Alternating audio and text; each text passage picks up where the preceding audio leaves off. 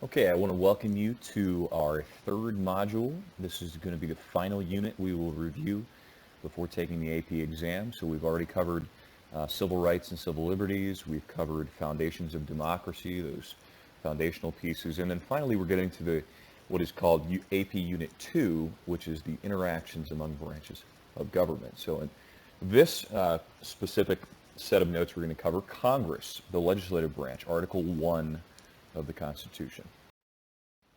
All right, our first objective is to describe the different structures, powers, and functions of each House of Congress. We know that Congress is made up of two houses, the House and the Senate, which are designed a little bit differently and function differently. So let's get into that. Okay, so just some basic stuff, differences between the House and the Senate. First of all, there's a difference in who they are designed to represent and what they're designed to represent. The Senate is intended to represent the interest of the states themselves, the whole states. Whereas the House, because we have House members representing districts within states, they are actually designed to represent the population. Now, we know that the Great Compromise at the Constitutional Convention is what gave us these two different modes of representation in the House and the Senate. So it's not only a balance between the large and the small states, but it's really also, we could relate this back to those different models of democracy. So the House is closer to the participatory democracy idea, where we have very close direct representation of the will of the people, whereas the Senate is more in the mode of the pluralist slash elitist model of democracy. It's a little bit more separated from the people. Not so much now, but back when the Constitution was written, because it was not directly elected at the time the Constitution was written. It was selected by the state governments, generally by the state legislatures within each state. All right, secondly, we've got different chamber sizes and constituencies that influence the formality of debate. So that's one of the big differences in terms of how they operate. The House, of course, is a much, much larger chamber, whereas the Senate is smaller, more intimate. And so in the Senate, you, by design, have less formality. There is less structure to the way that debates are conducted. There are fewer rules. So debate kind of goes on and on for a much longer period of time, whereas in the House, if you had that, it would just be total mayhem and anarchy because there's so many people. So they have much stricter rules about how things take place in the House. And then finally, coalitions in Congress are affected by term length differences. House members only serve for 2 years, whereas Senate members serve for 6 years. So that means every 2 years, the entire House is up for re-election. So you could have some turnover there every 2 years in the House. Whereas in the Senate, only 1/3 of the Senate is going to be up for election every 2 years. So there's a lot more consistency in the membership of the Senate over time than there is in the House. So that means that every 2 years you could have some changes in who is in power in the Congress.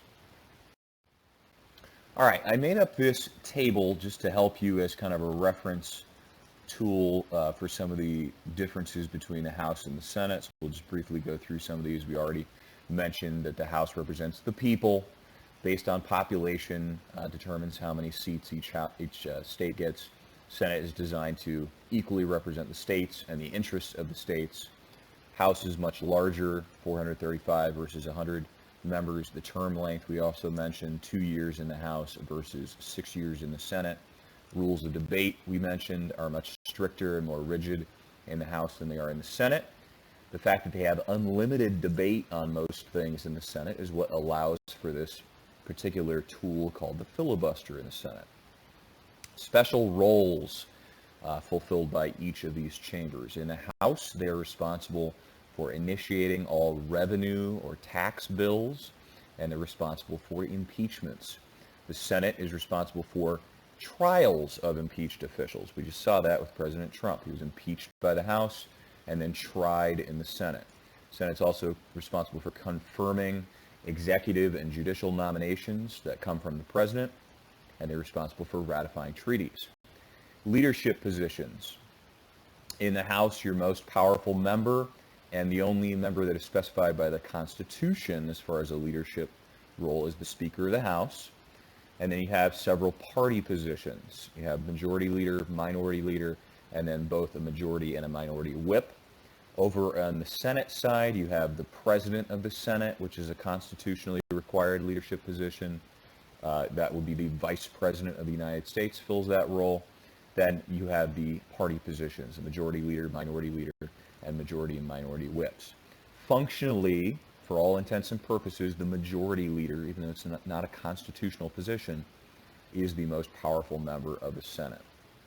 Going to have a lot to say about what bills are considered in the Senate and what, whether amendments are available on bills, and has a lot to do with setting the agenda of what takes place in the Senate. General characteristics: the House is designed to empower the will of the majority. Talked about that being more in the participatory democratic model. Bills generally pass by a simple majority in the House. It's not all that difficult if you're in the majority to get things through the House. It's highly partisan and very hierarchical in the way that it is organized. You have to kind of work through the power structure to get things done. In the Senate, it's a much slower, more deliberative body.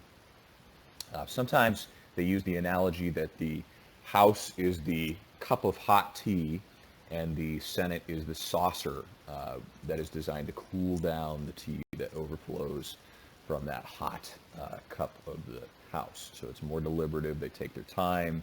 It's harder to pass things through the Senate generally. Part of that is because many of the things require more than a simple majority vote.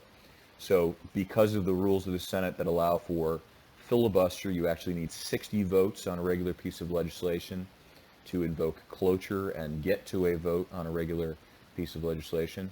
And then for a treaty or to convict an impeached official, you need 2/3 of the Senate to do either one of those. And it's less hierarchical in the Senate as far as organization. Even a freshman senator with no experience has quite a bit of power to do some things in the Senate, whereas a freshman member of the House generally has relatively little power. All right, congressional policy making. So in the Congress, we have both enumerated and implied powers, things that they can do. These allow for the creation of public policy by Congress, which includes a whole bunch of things that they're empowered to do. And these things are going to be described in Article 1, Section 8. So they are empowered to pass a federal budget to provide funding for the government. They're empowered to raise revenue by creating taxes and tariffs and things like that. They coin money. They are empowered, designed to declare war and to maintain the military. They are also empowered to enact legislation that addresses a whole bunch of different things: economic issues, environmental issues, social issues. A lot of those things are not specifically listed. They would be more implied powers that are derived from the necessary and proper clause or elastic clause, which gives us our implied powers.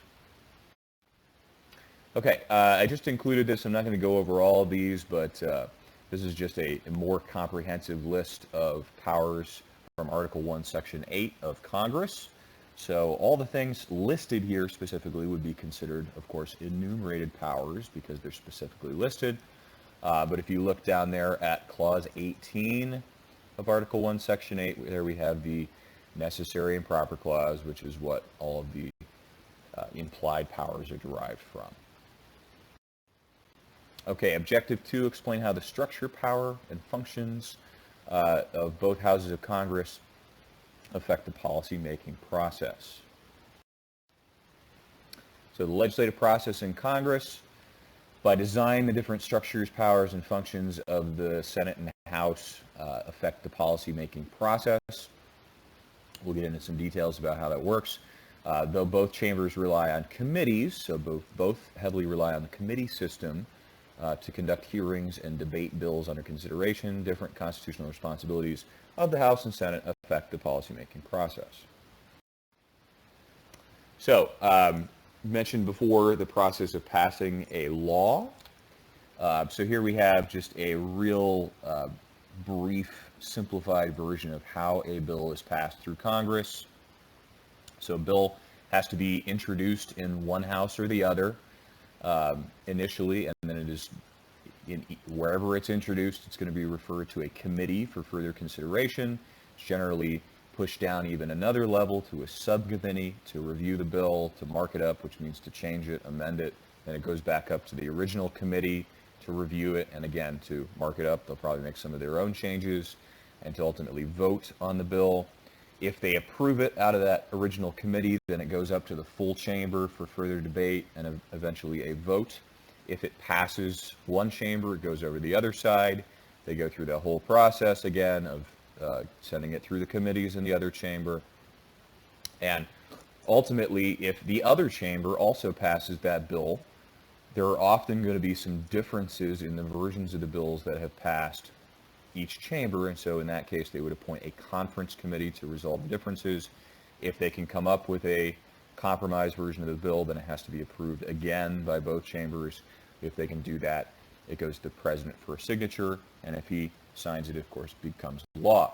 And you can see at a lot of different places on here where they have the red exclamation point, there are many opportunities for a bill to fail along the way. And if you read that text at the top, it says during one particular Congress from 2009 to 2010, of the 10,000 plus bills that were introduced, only 366 were actually passed into law. Okay, here we have this table again, the same one that we looked at before, that shows the differences between the two chambers. The reason I'm showing you this again is just to point out that because of the differences in these, the different ways that they operate, the different ways that they're structured, it means that it's more or less difficult in some cases to get things passed through one chamber or the other. Okay, unique roles and characteristics of the House and Senate. So same idea that we were talking about before. They have specific differences in each chamber that can affect how policy is passed through them. For example, the number of people in the chamber and their debate rules set the bar high for building majority support. That's particularly true in the Senate, where to end debate, to end a filibuster, you have to have 60 votes to invoke cloture. So that makes it very difficult to pass even a regular piece of legislation through the Senate. The roles of the Speaker of the House, the President of the Senate, party leadership, and committee leadership in both chambers. So the Speaker of the House is going to be very much responsible for determining what bills are considered and kind of what happens to different bills in the House. That kind of a role is filled for the most part by the majority leader in the Senate. Yeah, the President of the Senate, the Vice President of the United States, is going to pretty much just be there. Really the only meaningful role he plays is to cast a tie-breaking vote if there's a tie in the Senate. Committee leadership is very important in both houses. Committees, you have to pass a bill out of a committee for the most part in order to be able to consider it on the full floor and have any chance of passing it. Filibuster and cloture, we've already mentioned that in the Senate. Holds and unanimous consent in the Senate. So these are specific peculiarities of Senate rules. An individual senator can say that he intends to potentially filibuster something under consideration. That's called a hold, and it sort of puts a delay, as the name implies, on the consideration of a particular piece of legislation or a nomination or something like that. Descriptions of both and explanations of both holds and unanimous consent, probably better than I can do. I've linked a video down at the bottom from Khan Academy where they talk about those different procedures and kind of how they work. Over in the House, they have a special committee called the Rules Committee, which along with the Speaker is very much responsible for setting the terms of debate and scheduling bills for consideration on the full House floor. Really has a lot to do with the chances that any particular bill has for actually passing. Committee of the Whole is a special kind of a situation where they have the entire House meet as a committee for consideration of certain types of things. Again, I have a video linked down at the bottom that talks a little bit about that from Khan Academy. And then In the House, we have this interesting thing called a discharge petition. Sometimes bills will get stuck in a committee, but there might be a rare situation where there is a consensus among a lot of the members of the House where they want that bill to have a chance for a vote, even though it's not able to come out of a committee. So if you can get a majority of the entire membership of the House to sign this petition, you can forcefully pull a bill out of committee and bring it up for a full floor vote. And then over in the Senate, we have the special roles of ratifying treaties that have been negotiated and confirming nominations. Treaties require a 2/3 majority of the Senate. Confirmations really just require, at this point, a simple majority in the Senate. Okay, the budget in Congress. We mentioned before that one of the special legislative policy-making responsibilities that Congress has is to develop a budget every year. So they have to generate a budget that addresses both discretionary and mandatory spending. And one of the things that's going on, we'll show you some graphics that will depict this in a moment, as entitlement costs grow. These are programs like Social Security and Medicare and examples of mandatory spending programs. As those things grow and take up more and more of the budget every year, that means that discretionary spending opportunities have decreased.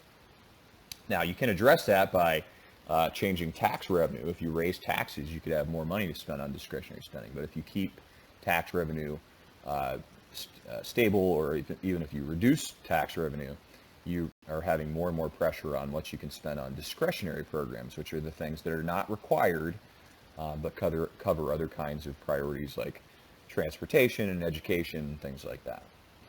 Pork barrel legislation and log rolling also affect lawmaking in both chambers, and I have a little note down there that pork barrel and log rolling are generally regarded as unpopular among the public. They're deemed to be sources of government waste. Pork barrel, just to review, are these little pet projects that members of Congress will stick into bills to bring funding for different things back to their home district, to build a road or a hospital or something like that, that will make them look good and help them to be reelected. Log rolling is when members kind of cut deals with each other and they say, I'll support this if you support this for me. And again, all these things kind of tend to lead to increased spending and some things that are maybe not so great being inserted into pieces of legislation, but they are important as far as getting support from enough people to actually pass pieces of legislation. Okay, so here we have a graphic that shows the federal budget from the 2019 fiscal year. The sort of bluish pie chart down the lower left shows expenditures, what the government spent money on for that year. And you can see along the very rim of that, there's a dark blue line that represents the portion of the budget that year that was mandatory, things that the government has no choice but to spend money on. So you have things like Social Security, Medicare, Medicaid, interest on the debt you could also include in that, although they put that in kind of its own category. And these are programs that are very, very expensive. You can see that upwards of 2/3 of everything the government spent in that year was on mandatory programs. And I just want to point out that things like Social Security and Medicare are considered entitlement programs. These are programs that provide a specific benefit for people that you are entitled to by law. So when you get to retirement age, you are entitled to Social Security. You're entitled to medical coverage under Medicare. The green circle in the upper right-hand corner is revenue. So this is what the government brought in terms of tax revenue and from some other sources. So you can see some of the ways that the government raises money there through income taxes, through payroll taxes, which fund programs like Social Security and Medicare. And then there's some other sources like corporate income taxes and tariffs and things like that. One thing you should notice is that the expenditure circle is quite a bit bigger than the revenue circle, which means that we didn't bring in enough money to fully fund the government. So I added a note down here that when the annual budget exceeds the amount of revenue that is brought in by the government, that means you're running what's called a budget deficit for that particular year.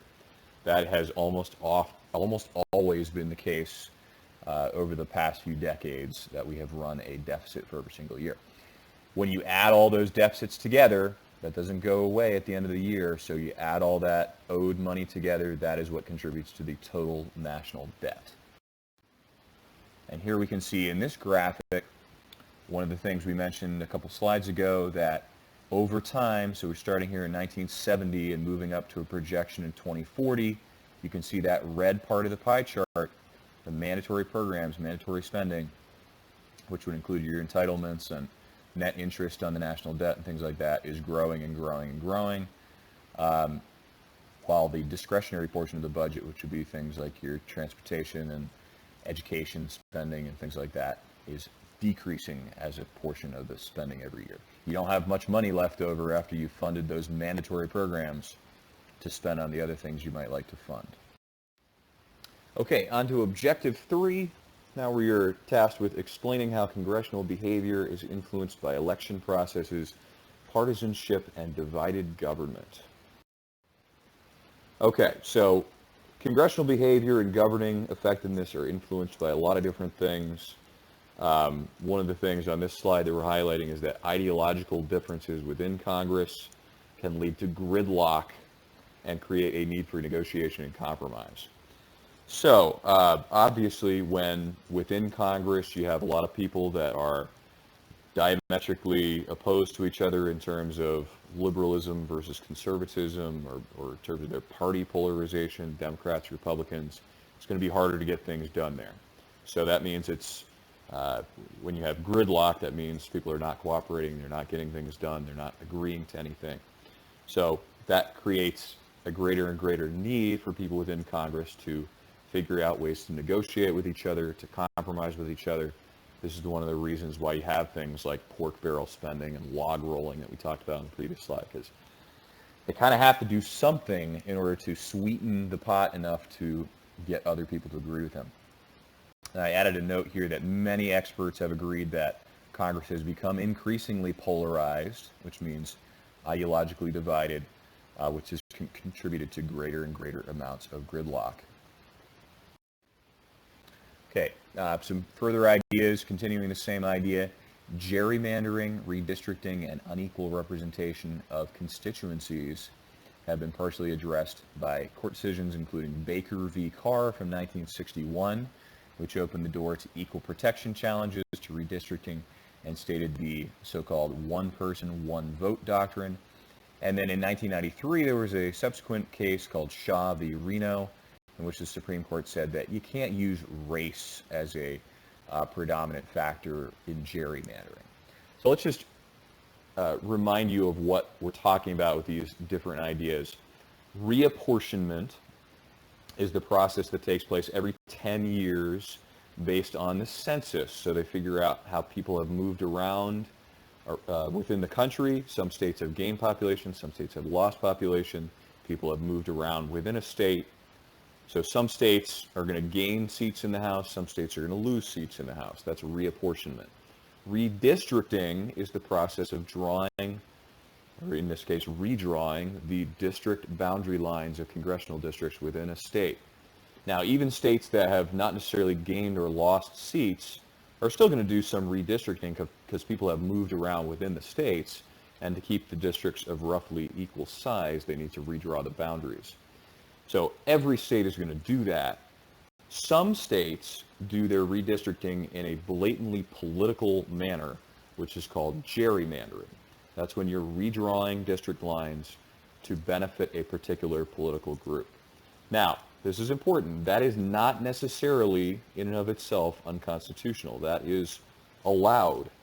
Now, it depends on how you do it, though. If you're doing it, for example, based on race, and you're grouping all the African Americans or all the whites or all the Asians into a particular district to keep them from mixing with other districts and affecting the political balance in other districts, then that can be unconstitutional, and that's what the Shaw v. Reno decision said. Now, a lot of people believe that gerrymandering is one thing that has increased polarization within Congress. You have more ideologically divided seats in Congress because you're grouping a lot of Republicans or a lot of Democrats together in one seat, which means that you're going to have very strong Republicans or strong Democrats coming from seats that have been gerrymandered. All right, continuing on the same idea, elections that have led to divided government, including partisan votes against presidential initiatives and congressional refusal to confirm appointments of lame duck presidents of the opposite party. So there's a couple things included in there. Divided government is when one or more House of Congress is of a different party, controlled by a different party from the party of the president. So that's going to lead to a lot of gridlock, a lot of disagreement and inability to pass things and get them signed by the president. And increasingly over the past few decades, we've had more and more situations where Congress has pushed back and not gone along with presidential priorities. They've not confirmed presidential nominees, particularly when either a president is unpopular or is in the lame duck stage of his presidency after he's been reelected for the second time. He's in his second term. Because they don't really have to worry about the threat of that president running again for office, that means that sometimes they will push back and be less cooperative with that president. That's what's called the lame duck period. And then different role conceptions of trustee, delegate, and politico as related to constituent accountability in each chamber. I have a graphic on the next slide that's going to help us understand what those different labels mean as far as how a member of Congress works and how they make decisions. Okay, so there's an added one in here of a partisan motivation, which is pretty obvious. Your main motivation as a member of Congress, if you're acting as a partisan, is to go along with what your party wants. But to boil it down to real simple terms, a delegate is when you're acting to represent directly the desires of your constituents, the people from your district or from your state. If you're acting as a trustee, that means that you are not necessarily paying attention to what your constituents want, but you're using your own best judgment on a particular issue.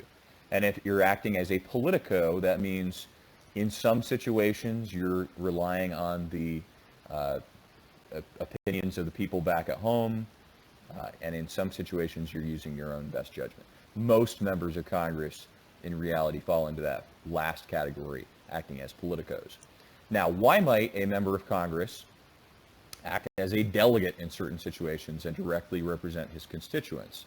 Well, if you're paying attention to polling and you see that the people back in your district feel really strongly about a particular issue, for your own political future, it's probably going to be in your best interest to act according to what the people back at home are saying about this particular issue. Otherwise, you're probably going to find yourself out of office following the next election. Now, there are some issues where the people might not have a real strong opinion. They might not even know anything about the particular issue that is under consideration. So in those cases, you might act as a trustee and just kind of use your own best judgment. Or maybe you have a really strong opinion about something, even if the constituents do have a strong opinion about it, but you feel so strongly about that as an individual person that you're still going to use your own best judgment and largely ignore the desires of the people back at home. But for most members of Congress, you're going to have different situations and different circumstances that call for either one of those, so that's what's going to put you in the politico category.